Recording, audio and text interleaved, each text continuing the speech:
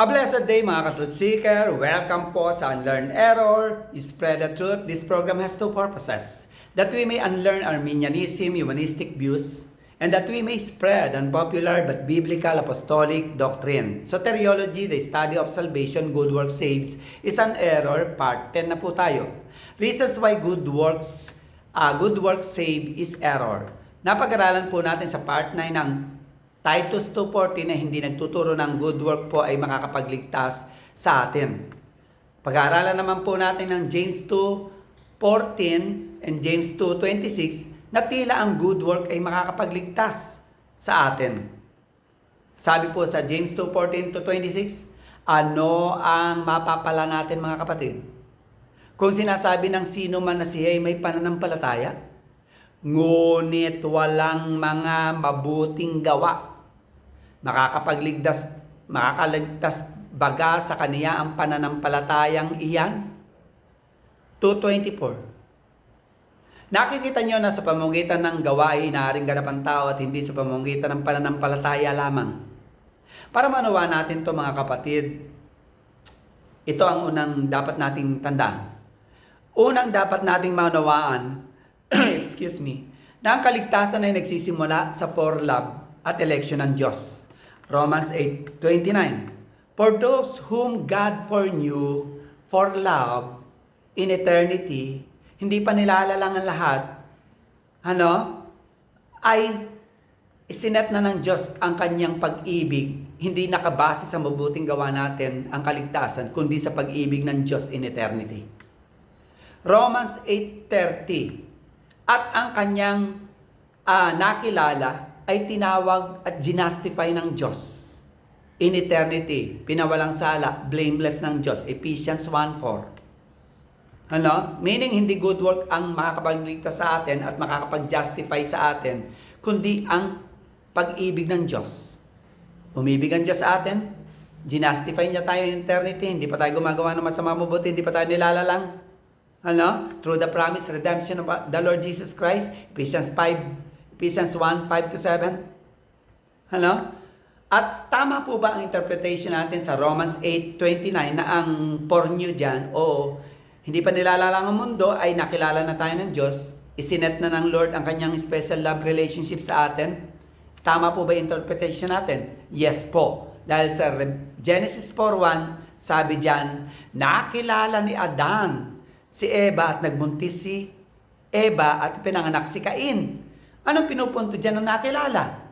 Ito po sa Genesis 4:1. Meaning, isinet, inilaan, itinalaga na ni Adan ang kanyang special na pag-ibig at malalim na relasyon kay Eva, kaya nagbuntis si Eva at nagkanak si Eva at ang anak nila ay si Cain. Ito rin po ang pakahulugan ng Matthew 1:23-25 na hindi nakilala ni Joseph si Maria hanggat hindi pinapanganak si Jesus. Meaning, hindi nakipagniig, hindi nakipagmalalimang relasyon si Joseph kay Maria hanggat hindi na ipapanganak si Jesus. Yun ang ibig sabihin ng hindi nakilala ni Joseph si Maria.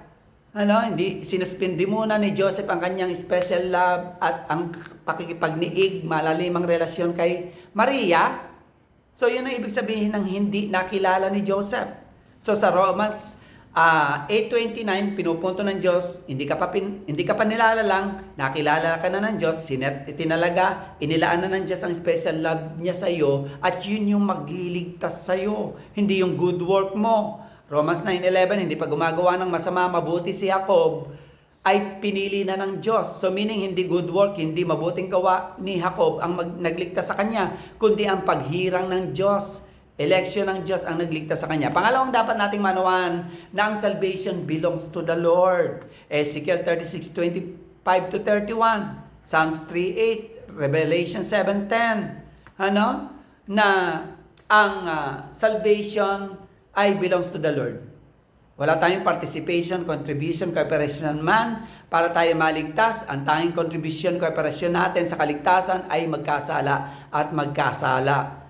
Ang good work ng Panginoon at ang grasya ng Diyos ay regeneration, election, redemption of His Son para maligtas tayo.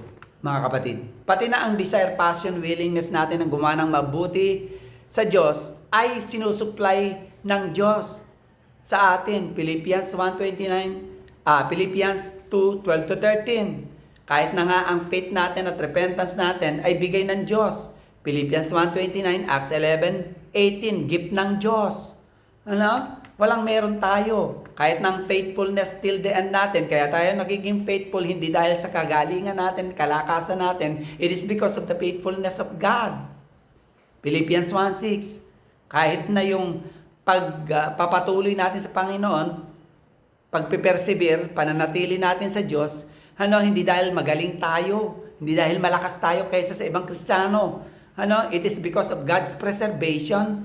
It is because of God's preservation o pag-iingat ng Diyos sa atin, kaya tayo nagpe-persevere, nananatili hanggang wakas.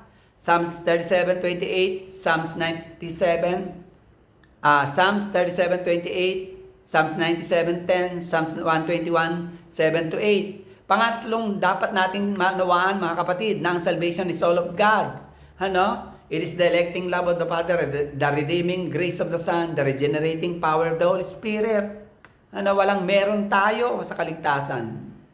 Pang-apat na dapat nating maunawaan, mga kapatid, God's work saves, not our good work. From eternity hanggang in time na nag-i-exist na ang sangkatauhan, ang kaligtasan ay nakakamtan sa pamamagitan ng mabuting gawa ng Diyos, sa pamamagitan ng three main branches of the gospel: the electing love of the Father, the redeeming grace of the Son, the regenerating power of the Holy Spirit. Mabuting gawa ng Diyos sa makakapagligtas, di ang mabuting gawa natin. John 6:27, John 6:28. Ang liwaliwanag. Relevance challenge po ng pinag-uusapan natin.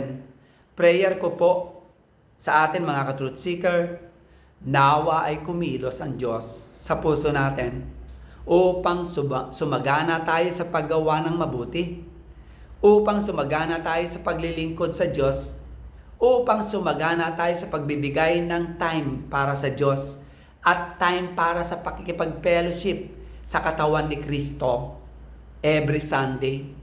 Summary statement po ng ating pinag-usapan: God's faithfulness saves, not our faithfulness to the end.